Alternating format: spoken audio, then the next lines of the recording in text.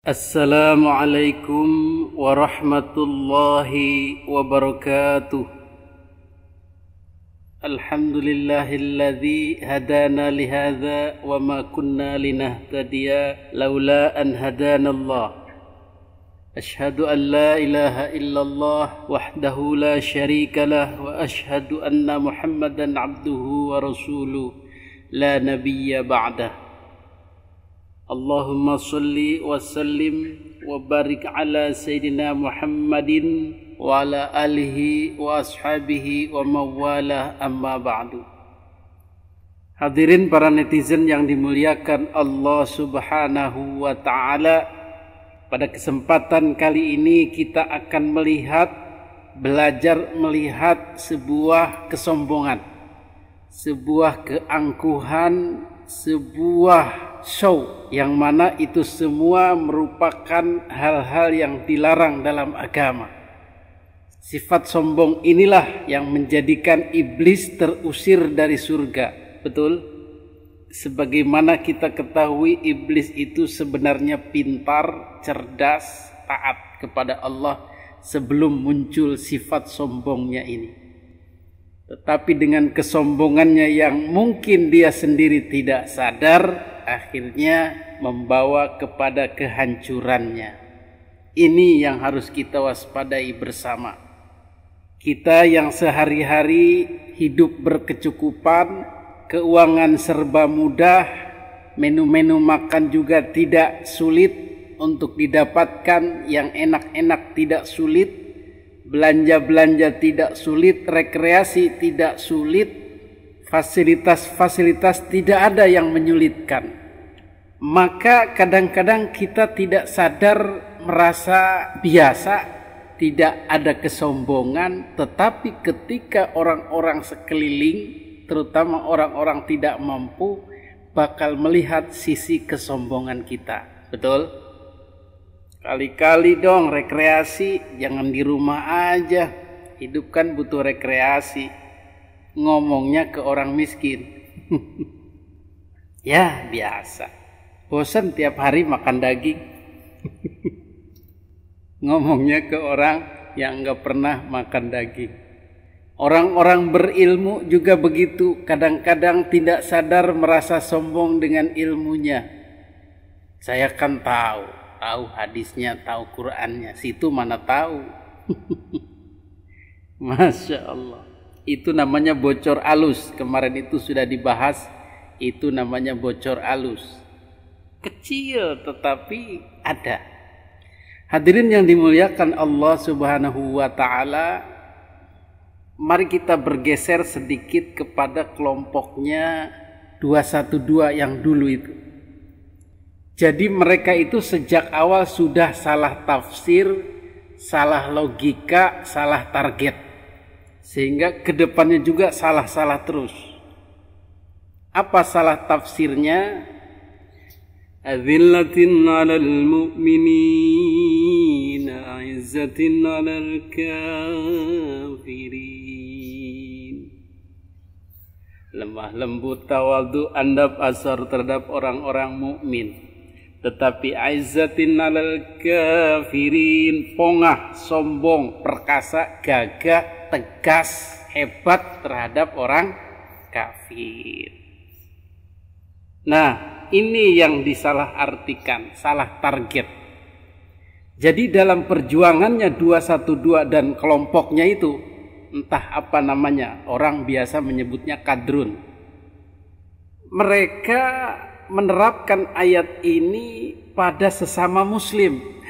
Nah ini yang lucunya, yang anehnya.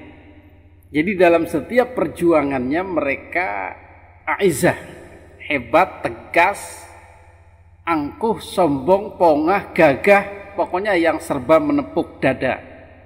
Serba hebat, nih kami hebat, nih kami kuat, nih kami perkasa, nih lihat kekuatan kami. Maka filosofi ini terus menerus dipakai dan menjadi barang aneh di negara Republik Indonesia. Kenapa menjadi aneh? Karena memaksakan ayat ini, lafaz kafir itu diterapkan kepada muslim. kepada muslim yang berseberangan dengan mereka, maka dianggap seolah-olah lawannya dari pihak kafirin.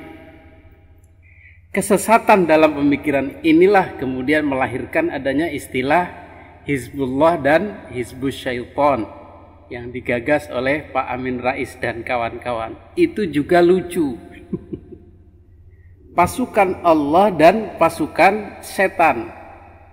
Jadi mereka 212 itu menyebut dirinya adalah pasukan Allah, Hizbullah, sementara yang menentangnya dan notabene masih muslim disebut pasukan setan, Hizbus Syaiton. Masya Allah, waktu itu kita mendengarnya juga ngakak guling-guling lah begitu. Kok bisa dipaksakan begitu ya? Jadi ketika masalah politik praktis ini dibawa-bawa dengan ayat agama, kemudian dipaksakan penafsirannya itu, maka kacau balau semuanya. Salah satu yang masih dipakai hingga sekarang adalah aizzatinnya itu, gagahnya itu, hebatnya itu, show of force-nya, menunjukkan kehebatan, menunjukkan massa, menunjukkan dukungan yang penuh dari masyarakat, seolah-olah. Sehingga muncullah klaim-klaim. Kalau dulu itu ada pasukan kami yang berdemo ada 7 juta. Kemudian seluruh Indonesia serentak di bawah komando. Masya Allah. Itu namanya klaim. Untuk glorifikasi, membesar-besarkan, menepuk dada. Ada lagi istilah imam besar umat Islam Indonesia. Itu juga tidak sesuai dengan adab ke-NU-an. Mana ada di NU itu mengklaim imam besar. Sejak zaman Gus Dur pun tidak ada itu dalam NU imam besar atau al-imam al-a'zam atau pemimpin besar. Bahkan kalau kita mau memaksakan istilah itu, yang lebih berhak ya Ketua Umum PBNU, karena masanya paling besar di Indonesia.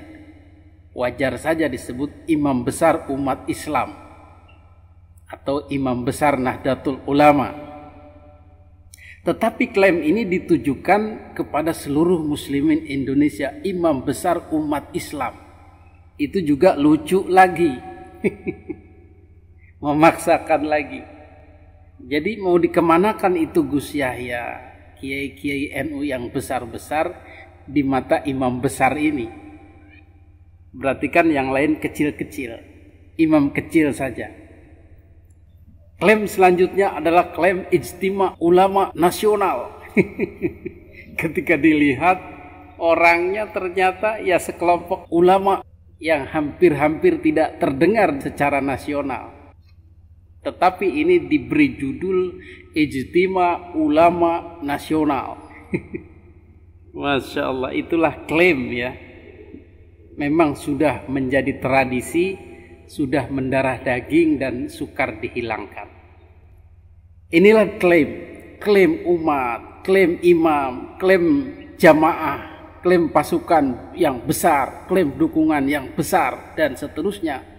Itulah jurus-jurus yang diterapkan untuk glorifikasi, menepuk dada, membesarkan diri sehingga musuh menjadi ketakutan.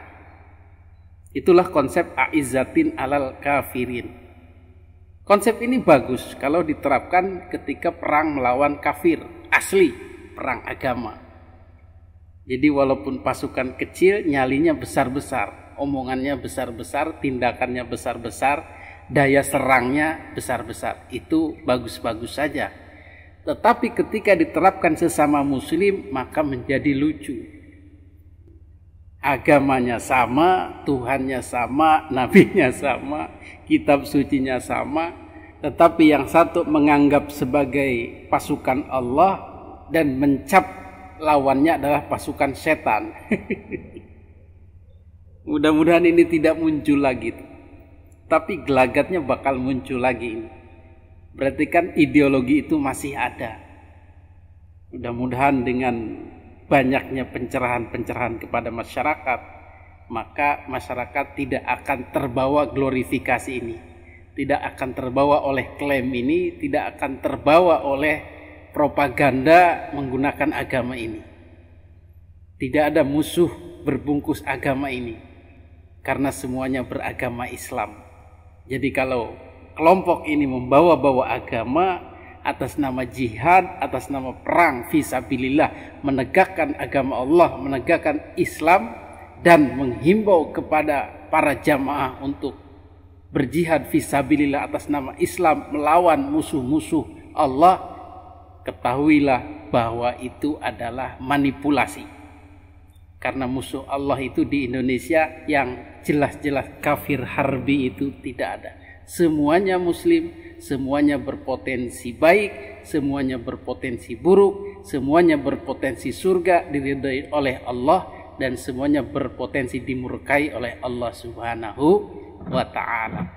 Jadi tidak ada menang-menangan klaim kami paling dekat dengan Allah, kami paling menegakkan agama Allah. Tidak ada. Semuanya beragama yang sama, berpotensi mendapat keridhaan Allah yang sama. Betul? Demikianlah, mudah-mudahan sedikit pencerahan ini bermanfaat. Hadanallahu wa iyyakum ajma'in. Wassalamualaikum warahmatullahi wabarakatuh.